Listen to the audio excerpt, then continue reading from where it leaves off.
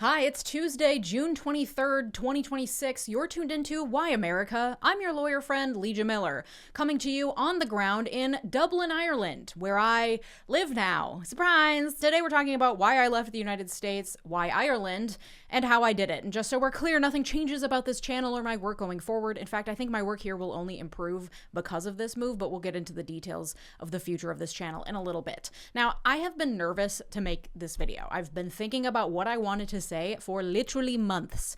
I know people are going to have a lot of opinions about my choice to leave, and we're going to get into the nitty-gritty so that I can hopefully answer any questions you might have.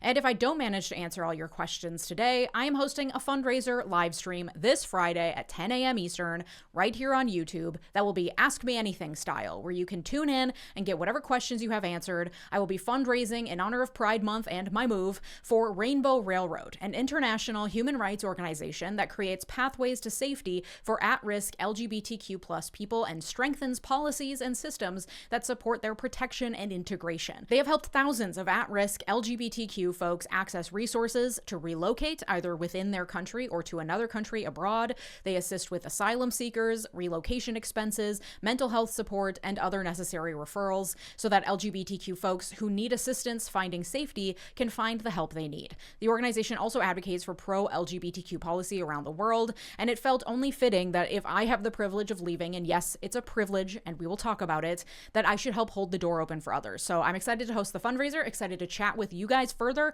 on Friday at 10 a.m. Eastern, including answering whatever questions you might have about my move that I don't answer in this video, or if you're thinking about relocating yourself. Again, that's this Friday, 10 a.m. to noon Eastern time. Thank you to my partner on today's video, PDS Debt. Credit card debt sucks. I have struggled with it. I know how stressful and overwhelming it can feel to watch those debts pile up. And it's so hard to live your life under the constant strain of worrying about credit card debt on top of, literally everything else going on right now. And of course, it's the credit card companies that win when you have to keep paying them huge amounts of interest every month. It can feel so good to finally take back control of your life by tackling those big scary debts, especially if you can get a little help along the way. If you're struggling with credit cards, personal loans, collections, or medical bills, you need to check out PDS Debt. PDS Debt provides a service to match you with debt solutions tailored to your financial situation, and they have a team of people ready to help you with your debt journey. They understand your specific scenario and will help provide alternative solutions to becoming debt-free. PDS Debt is offering a free debt analysis. It only takes 30 seconds. Head over to pdsdebt.com/Miller to get your free debt assessment today. You'll receive a full breakdown on how to save on interest each month and the quickest way to take care of your debt. There's no minimum credit score required. Whether your credit is bad or fair, they're here to help you save more, pay off your debt faster, and start putting money back where it belongs, in your savings account. PDS Debt is A+ rated by the Better Business Bureau, boasts hundreds of 5-star reviews on Google, and holds a 5-star rating on Trustpilot. And getting started is easy. Go to pdsdebt.com/Miller to complete your free debt assessment in just 30 seconds to see what options are available to you.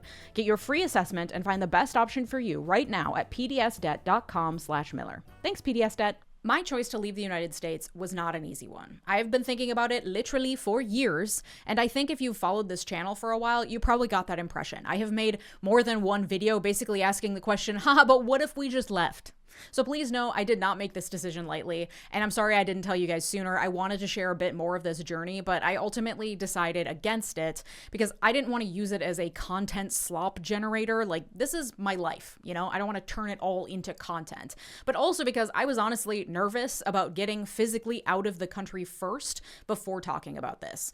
I'm not sure if you heard or remember the story from last year when Turning Point USA began targeting a researcher and professor at Rutgers who wrote a book almost a decade ago now about Antifa. They made his life hell, and then one night when he was relaxing in his home watching a baseball game, someone sent him a threatening email mentioning the game, like that they knew what he was doing, like they were watching him at the home he shared with his wife and small children. And that's when he decided to leave, so he bought tickets to Spain and packed up his life and his family, and as they were at the gate waiting to board their plane to Spain, as they tried to scan their boarding passes to get on the plane, they were stopped because their tickets had mysteriously vanished from the system.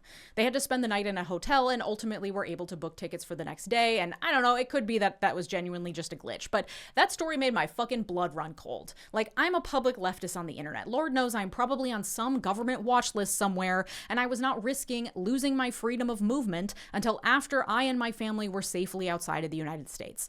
Luckily, I didn't have any problems, and I have not been personally targeted by the government at this point. I know that there are some other leftist creators who have been, but I didn't want to risk it. So I'm sorry to be springing springing this news on you like this, but I've been in Ireland for about 2 weeks. This is my first video I'm posting from here because I didn't want to lie to you and pretend like I was still in the States. So here's why I ultimately decided to take the leap. And of course, I could just gesture broadly and say, I mean, obviously I wanted to leave, but joking about, haha, it's awful in the United States, I want to get out, and then actually following through on it are two very different things. So the reasons had to stack up to finally push over the edge into, okay, wait, I'm actually going to do this. First is that I genuinely enjoy traveling. My initial desire to live abroad was not based in fear or survival instinct, but instead based in curiosity and a desire to experience living somewhere outside of the United States. I studied abroad in college for 10 months, first in Chile and then in Peru, so I have the experience of living for an extended period in other places, but not of permanent relocation. Having a base in Europe means I can travel to a ton of new countries more easily and affordably than I could while living in the United States. Living in a country outside of the US also gives me new perspectives, both on life, but also on politics and history, in a way that will only help me grow as a human and in the work that I do here in this space. I think the United States would be made better if more of its people were given the opportunity to travel and live abroad. Another reason why I left is because there are a lot of elements of the culture in the US that are just icky to me. The soulless consumerism and the car dependency specifically, and yes, Ireland is not a drastic change in this realm, but we'll get into why I chose Ireland in a minute. Hold your horses. This is a bit of a global phenomenon that so many spaces these days feel manufactured and soulless, meant to provide an Instagram post, but not any feeling of fulfillment or connection. But it feels particularly acute and escapable in the United States. I also left because I'm sick of paying taxes in a country that is using that money to bomb children and commit human rights violations against immigrants and activists and cut social safety nets. My personal choice for how I am choosing to engage in federal tax resistance is by opting the fuck out. As a US citizen, you do have to file a tax return with the US government every year, no matter where you are in the world. But thanks to various tax treaties, there are many countries where if you live and work and pay taxes there, you can claim whatever taxes you pay in that foreign country as a credit on your US taxes. So essentially, the taxes you pay in that other country cancel out the taxes you would owe in the US. And Ireland's taxes are so high that I will likely never have to pay taxes to the US again after this year on my income from this channel. That brings me a sense of relief. Just living in and paying taxes to a country that doesn't fancy itself the leader of the free world, that doesn't engage in acts of aggression for the sole purpose of gaining more power or control, is a fucking relief. I also left because the pervasiveness of guns and gun violence in the United States seeps into literally every aspect of your life there. The fear is always at the back of your mind. I found myself avoiding crowds, hesitant to go to music venues, checking every exit when I did, picturing, like, if a gunman entered this movie theater, who would he shoot first? That is no way to live. And relatedly, and most importantly, from a day-to-day living standpoint, I left the United States because of safety concerns. Living in Minneapolis over the last year has been fucking awful. And I love Minneapolis. Minnesota is my home. Minneapolis is my home. It's awful to be made to feel that your home is no longer safe. And I recognize I am saying this as a cis white woman. I was not being targeted by ICE agents on the streets or in my home in Minneapolis the way that others were and continue to be. My level of relative danger was much, much lower than my immigrant neighbors. And yet, if you talk to anyone who was paying attention this winter in Minneapolis, and everyone was, everyone experienced a level of trauma while living under federal occupation. We were in fight or flight mode for months. Leaving the house required constant vigilance of everything going on around you. It makes literally every aspect of existing harder. Going to the grocery store could turn into getting caught up in an ICE raid. Going to the gym meant passing the site of 𝗪𝗪𝗧's murder. Driving a loved one to the ER meant having to navigate closed down roads due to ICE activity while panicking. I can attest from experience. Hell, just walking down the street meant keeping your ears peeled for the sound of whistles nearby and keeping an eye out for speeding vehicles. And it's not over in Minneapolis. ICE is still there abducting people. And now the federal government is targeting activists with criminal prosecution, which deserves its own video. Living in Minneapolis has become incredibly difficult for everyone. And living under that constant strain, the threat level, but also the strain of existing in a country that's actively crumbling, that's actively targeting people for their gender or their sexuality or their race or their immigration status or their disability or their political beliefs, is so fucking awful for your well-being. And you don't have to live in Minneapolis to know that. You all know that. I'm preaching to the choir. I see you in my comment section talking about this every day. It has been taking a toll on all of our physical and mental health, my own included. Living in the United States right now is not conducive to human thriving, and that's by design. But the moment I definitively decided it was time to leave was when Minnesota State Representative Melissa Hortman was murdered at her front door a few miles from my house last summer. Political violence in the US has gotten completely out of control. And while I know I am small potatoes compared to larger leftist creators on the internet, and my content is not the most subversive out there, prior to her murder, I wouldn't have considered Melissa Hortman to be particularly subversive either. That and the murder of Charlie Kirk a few months later made it very clear to me that not only is the government keeping an eye on those who speak out against the regime online, but people are getting murdered for their political views in a way that makes me, a person who is very publicly outspoken about her political views, very uncomfortable. But it was Melissa Hortman's murder that sealed the deal for me, largely because it wasn't just her. She wasn't the only one who died that night. It was also her husband. It was also their dog, while their children stood by and watched. My choice to move was about more than just me. I have a husband. I have a dog. I have a stepchild whose various identities also make them an active target of this administration. So by leaving, not only am I removing myself from possible dangers that you, my audience, identify all the time. I just took a 2-week vacation and I had many of you reaching out to check if I'm okay, wondering why I haven't posted for a while, afraid for my safety. I don't want to live in a country where I have to fear for my safety because of the act of speaking about my beliefs. But I'm also protecting my family and providing a young person the opportunity to live somewhere that gives a shit about their well-being. And so for me personally, I just reached a point where I was like, I'm fucking miserable. I feel unsafe. My family could be impacted by it. My friends and family are worried day to day for my well-being. I don't want to be here and I don't have to be. So why the fuck am I staying? And when I tell you I've been thinking about this for years, I've been working on a way out for years. The reason I was able to say I don't have to stay here, so why would I, is because I started the process 3 years ago of getting EU citizenship through ancestry. See, I have a great-great-grandfather. He immigrated to the United States from Luxembourg 160 years ago. His children, because they were born to a native-born Luxembourger, were automatically also Luxembourg citizens as well, meaning my mom's grandma was a natural Luxembourg citizen. So my mom was able to go through the process of obtaining citizenship in Luxembourg as the grandchild of a Luxembourg citizen. And once my mom had it, I was able to get it. Not only that, but my sisters and their children are also able to get it because it depends on having a parent or grandparent who is a citizen. I started the process with my mom in 2023. I got notice of my own citizenship being accepted the week before Trump was elected, and due to processing times and other bureaucratic details, I finally got my Luxembourg passport a couple months ago.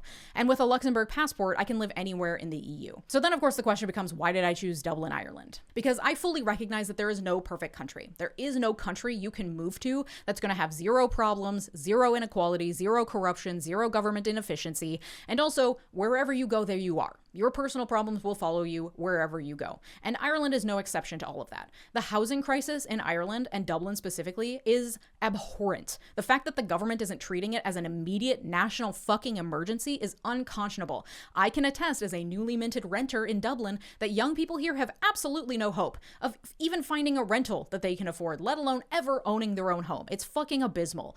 Please know I will be supporting local initiatives for affordable housing and other activist movements here as a means of counteracting what I realize is my problematic presence as a gentrifying American in Dublin. I honestly wouldn't really know how to move here and not be a gentrifying presence because the rent is so fucking out of control, and I have pets, which makes it nearly impossible to find anything unless you're willing to pay through the nose.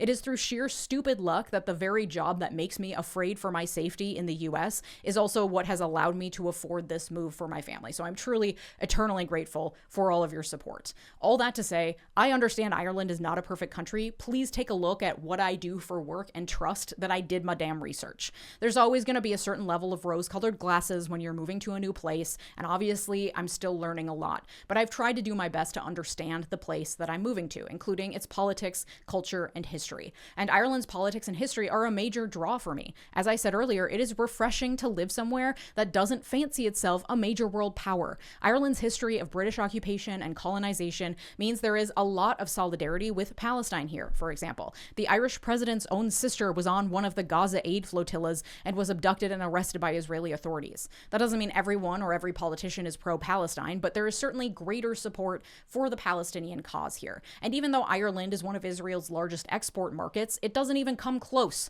to the US. And there are rumblings of divestment in the Irish government that wouldn't even gain traction in the US. Again, Ireland isn't perfect, but it's all relative. And when you're coming from the US, pretty much anything is an improvement, frankly. It's also been fascinating watching a country at least attempt to implement more progressive, democratic, socialist style policies, the kind we can only dream of in the United States. Because frankly, a lot of the time, those policies backfire here. They don't work the way that they were intended, or big business just finds a way to work around them. But fuck, man, at least they're trying here. I'll give them that. I haven't had the chance to ever see true progressive policies even attempted to be implemented in the US. Okay, so I chose Ireland because interesting politics and history. Also, it's fucking gorgeous here. There is so much to see just on this one little island. It's also second to none in terms of per capita creativity. Like, for such a small island, the amount of cultural capital is astounding. The number of writers, poets, artists, actors, musicians. I was raised on Enya and the Cranberries. It's just a cool environment to be in.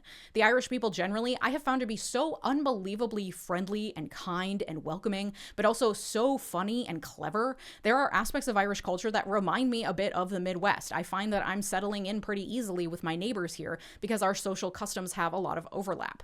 I also have two friends here who moved here a few years ago from Minneapolis, and so having a bit of a community already here when I landed was a huge draw, because it was leaving my community in Minnesota that was by far the hardest emotional aspect of this move, and the reason why it took years to finally take the leap. I have so much love in Minnesota. That truly is my home, and it is not easy to walk away from that, to say goodbye to friends and family, and move to a place that's completely new and foreign. So to know that I had two good friends waiting for me on the other side made all the difference. And then, of course, Ireland was an easy choice because culturally it's not that foreign to the US. Not that I'm not up for a challenge, but I knew moving abroad would be hard enough. Having a place to land with my whole family in tow that didn't give us all cultural whiplash was a big draw. I lived in South America for the better part of a year after having studied Spanish for 8 years prior to moving there, and I can say it is extremely hard to live somewhere where you have to speak a language that isn't your first language. Even when you become fluent, which I am in Spanish, it's hard. Every single day, it's hard. And while I'd love to learn a bit of Irish, Ireland does ultimately primarily speak English. And that was also a huge draw. Just being realistic about day-to-day life somewhere new, I knew it would be easier for me and my family to settle in and feel at home if we landed somewhere that speaks English. And yes, everyone in most places in Europe can speak English, but it's not the same. It's just not. And being in Dublin, close to the airport, means that we can go anywhere in Europe easily and cheaply. So that's why Ireland, and that's why Dublin specifically. Like I said, I've been here about 2 weeks, and so far it's been going really well. The move itself was one of the hardest things I have ever done before, like on par with law school or studying for the bar. Logistically, it was a nightmare. Emotionally, it was draining. Physically, it was exhausting. But I think I was right in choosing Dublin because now that I'm here, it feels like a really perfect fit. And I've heard that there's a bit of a dip after the novelty and the honeymoon period wears off around 6 weeks after relocating, so I'm still definitely in that honeymoon period, but so far I'm loving it. Most of the last 2 weeks have been just settling in, getting paperwork filed, setting up bank accounts, getting the day-to-day necessities for life, getting the studio space set up, which is still a work in progress. There's still so much of Dublin and Ireland that I haven't experienced and so much settling in to do, but I will say that despite the fact that this has been one of the hardest experiences of my life, I have also come into this experience with an extreme amount of privilege. The fact that I had a bit of money to throw at problems made the entire experience easier. The fact that I didn't have to pinch every single penny and go the cheapest route possible made this entire experience easier. The fact that I am white has made this entire experience easier. There is a lot of anti-immigrant hatred in the world right now, and Ireland is absolutely no exception. There was literally just a pogrom in Belfast, spurred on by anti-immigrant racism, fomented by Elon Musk tweets, and the fact that I'm white protects me from that. The fact of my EU citizenship makes my status as an immigrant incredibly secure. When you are an immigrant, typically you are asking permission from the government to allow you to stay there. That puts you in a very vulnerable position because the government gets to decide whether you can exist in their borders or not. But as an EU citizen, I have treaty rights. So I'm not asking for permission. I am exercising a right that I have as an EU citizen to enter Ireland and live and work and pay taxes here. And my status makes it much easier for my family to then immigrate here as well. Every single aspect of my immigration experience was made easier and more accessible because of the color of my skin and my socioeconomic status, which is why I'm doing this fundraiser for Rainbow Railroad on Friday at 10 a.m. Eastern, because I believe in freedom of movement. I believe that anyone who wants to leave should have the ability to do so. And it's often the most vulnerable people that have the least ability to leave. That is a grave injustice that I as one person cannot fix, but I will do my part to, like I said, hold the door open for others if they want to leave. I totally understand, however, if that's not you. Like I said, I've been nervous about making this video because I know some people hold incredibly strong views about whether people should leave or stay. And there are people who think it's cowardly to leave, or like I'm abandoning the people in the United States, or like everyone should stay and fight, whatever that means. Which is why I want to stress that I did not make this choice lightly or flippantly, and also that nothing about my relocation means that I will be taking my eyes off the United States or that I don't care anymore. Another motivation for this move is because I firmly believe that I will be able to do more work and better work from abroad than I ever could in the United States. I will continue to speak truth to power, to provide education and access to resources, and I will do so outside the jurisdiction of the United States, which feels pretty good. I will do so while not also living under the restrictive, oppressive forces I am criticizing. I mean, to a certain extent, you can't escape capitalism. As I've acknowledged, Ireland isn't perfect, but you know what I mean. It is really hard to sit down and think critically about the burning building while you are still inside the burning building. I will gain new perspectives from outside the United States that can help inform my work. I will have greater access to further education if I want it. I can get a master's degree for like a couple €1,000 once my EU tuition status kicks in after 3 years. There's nothing about the work that I've been doing that I can't do the same as or better than from here in Dublin. And that was really important to me going into this, and something that I thought a lot about prior to leaving the US. So please know that I am not abandoning the US or my community in Minneapolis. There is still a lot of work to do from afar, and we all have a role to play. I also asked you, my viewers, right before I went on my 2-week vacation, aka relocation spree, what it is you want from me. I've been noticing a general fatigue on my part and your part for the day-to-day grind of the constant daily 24-hour news cycle headlines.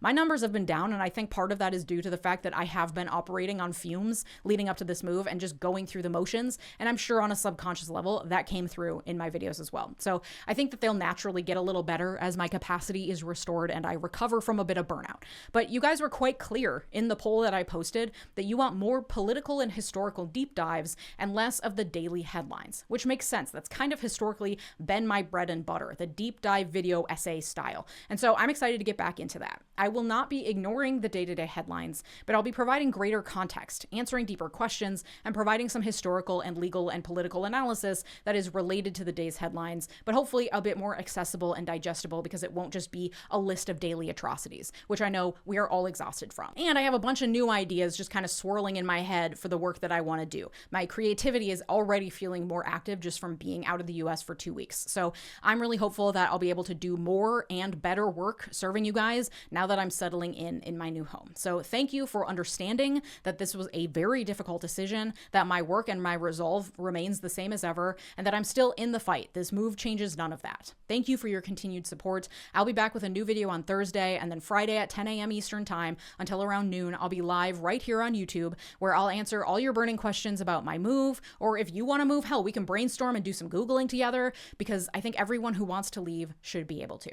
To support my work, please consider joining on Patreon to get all these episodes completely ad-free as well. Thank you to my multi-platinum patrons, Christopher Cohen, Evan Friedley, Mark, Sarah Shelby, Dennis Smith, Art, David, Latranger Lucas, Thomas Johnson, and Tay. Your generosity makes this channel what it is, so thank you. Thanks so much for watching. Have a good day. Bye-bye!